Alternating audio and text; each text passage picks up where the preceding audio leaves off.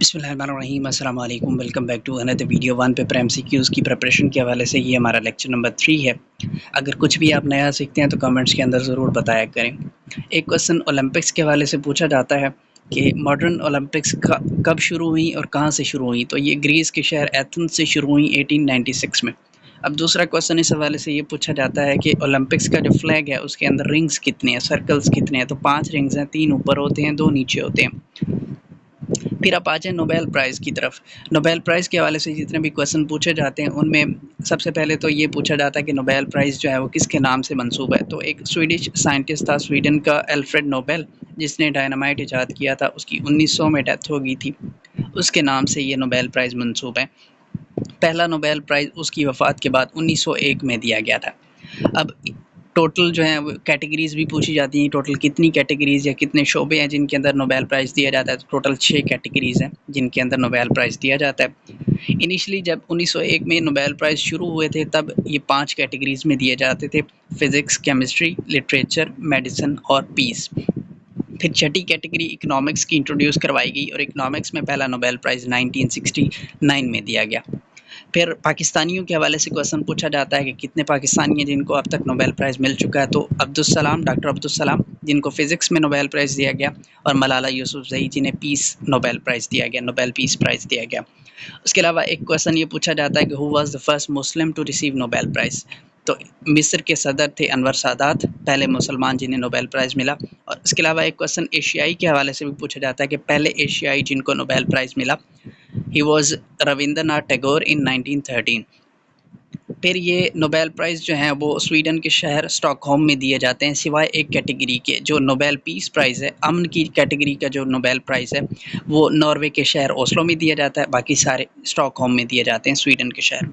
फिर हम ईयरली चलते हैं, ईयरली इंसिडेंट्स के हवाले से 1911 की अगर बात की जाए तो 1911 में दिल्ली जो है वो कैपिटल ऑफ इंडिया बना।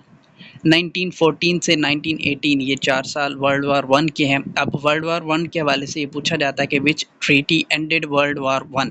तो ट्रीटी ऑफ वर्साइल्स 1919 की ट्रीटी है जिसके नतीजे में वर्ल्ड वार 1 को ख़त्म होना पड़ा या ख़त्म हो गई। Russian revolution started in the year 1917। और रशिया के हवाले से एक क्वेश्चन है कि एक लेनिन प्राइज़ है 1925 में इंट्रोड्यूस करवाया गया, ये रशिया में दिए जाते हैं। और 2 पाकिस्तानी हैं जिनको लेनिन प्राइज़ मिला है, एक तो अब्दुस तारीदी हैं, दूसरे फैज़ अहमद फैज़ हैं। फैज़ अहमद फैज़ के हवाले से एक क्वेश्चन पूछा जाता है कि only Pakistani poet to receive Lenin price in 1962, he was फैज़ अहमद फैज़। 1962 में इनको लेनिन प्राइज़ मिला, सिर्फ पाकिस्तान के एक ही शायर को मिला है। 1933 की अगर बात की जाए तो एडोल्फ हिटलर जो है वो चांसलर बना, जर्मनी का ये लीडर था। इसकी पार्टी थी नाज़ी पार्टी।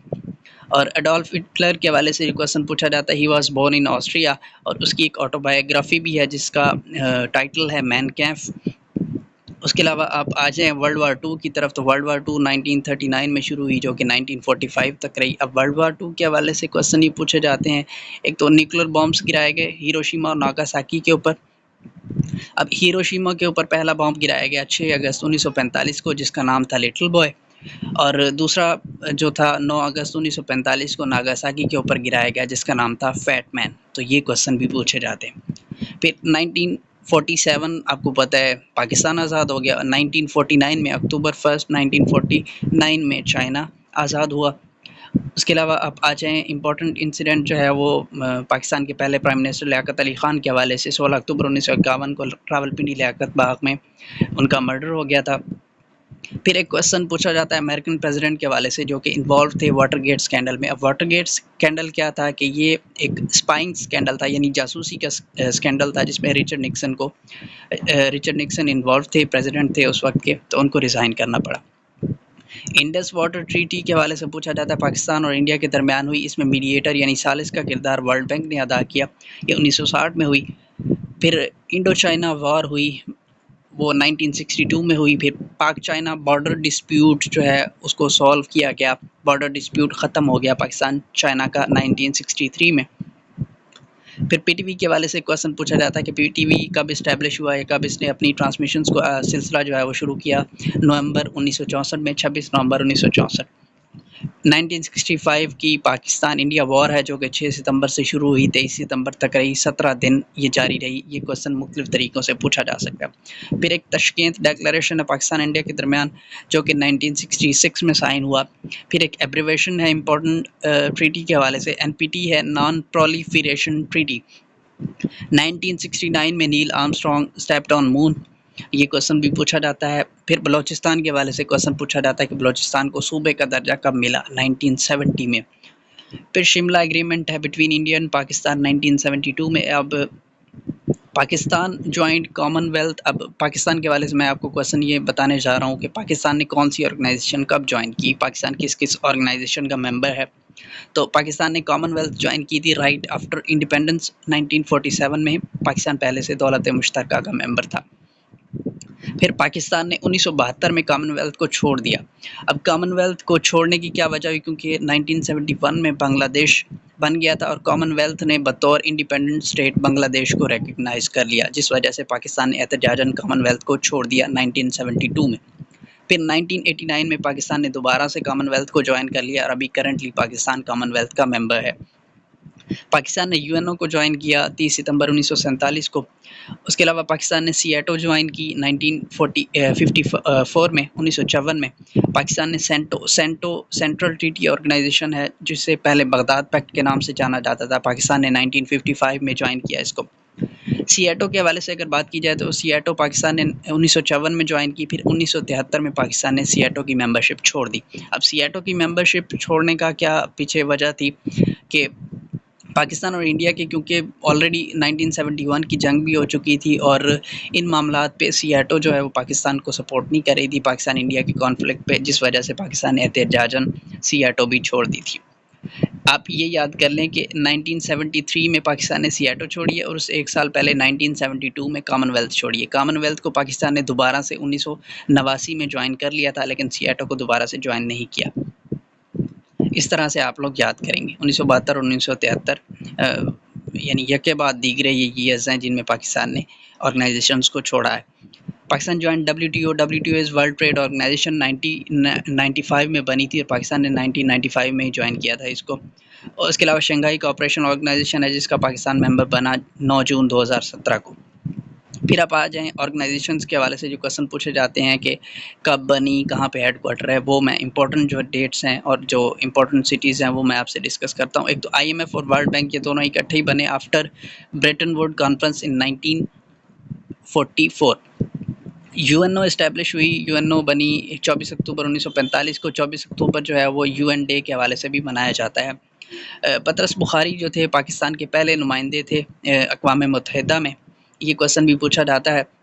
اور اقوام متحدہ جو ہے یونائٹڈ نیشن، اس کے مختلف پرنسپل آرگنز ہیں جس میں جنرل اسمبلی بھی آتی ہے، سیکورٹی کونسل بھی آتی ہے، اس کے علاوہ اس کی انٹرنیشنل کورٹ آف جسٹس بھی آتی ہے۔ اب جو UN سیکورٹی کونسل ہے پاکستان اس کا 7 مرتبہ ممبر رہا ہے۔ اب UN سیکورٹی کونسل کے حوالے سے میں آپ کو ڈیٹیل آگے بتاتا ہوں کہ اس کے کتنے ممبرز ہوتے ہیں۔ پاکستان 7 مرتبہ اس کا ممبر رہا ہے، یہ کویشچن پوچھا جاتا ہے۔ اب جو UN جنرل اسمبلی ہے تقریباً سارے ہی دنیا کے ممالک اس کے ممبرز ہیں، 193 کے قریب ممبرز ہیں اور 2 آبزرور اسٹیٹس ہیں۔ آبزرور اسٹیٹس ہیں ویٹیکن سٹی اینڈ فلسطین۔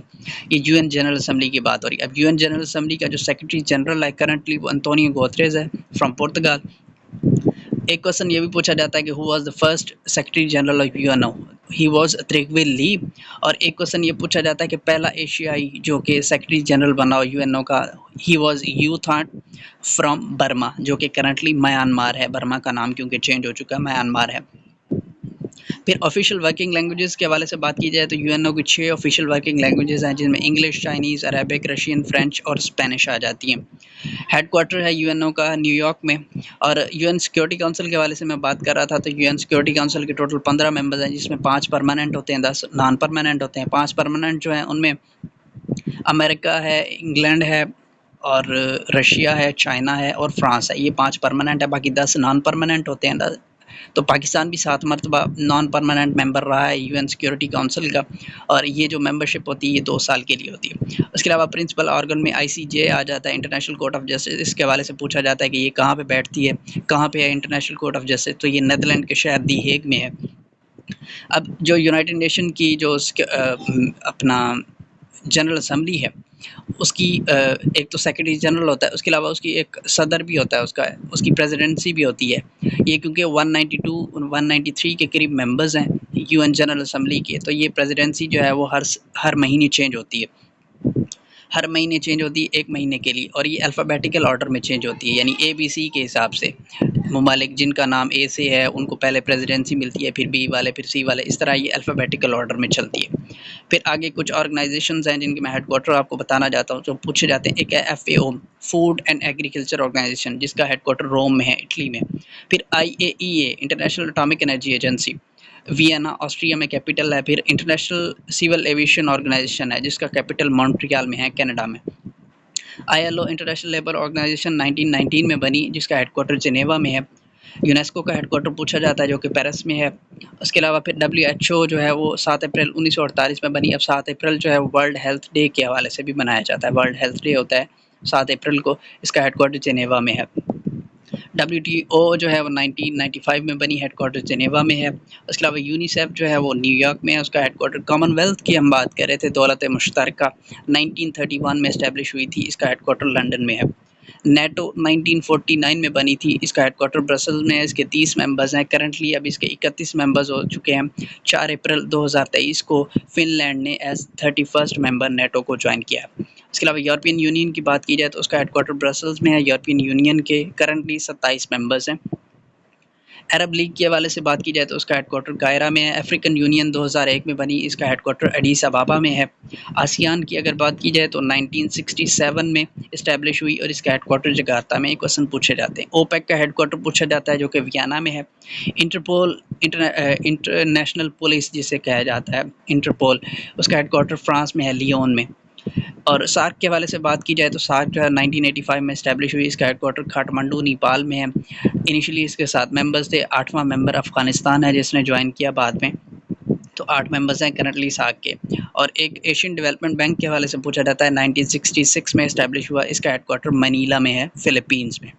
یہ تھی ہماری آج کی ویڈیو، امید ہے آپ کو پسند آئی ہوگی، ملتے ہیں انشاءاللہ آپ سے نیکسٹ ویڈیو میں۔